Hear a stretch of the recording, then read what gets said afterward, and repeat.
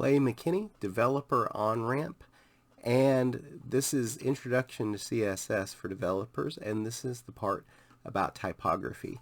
And just by way of introduction, I wanted to kind of spell out what I'm going to cover in this section, and it's real easy. I've opened an old version of Microsoft Word, and this section here is mostly the kind of thing I'm talking about. In CSS, we can change the font face, we can change the font size, we can make the font size bigger and smaller, we can clear out formatting that somebody else applied to a local section. We have bold, italic, and underline and strike through.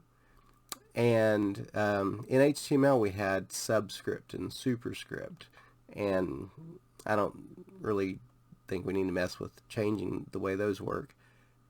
And this is about changing case, like small caps or first initial caps and that sort of thing.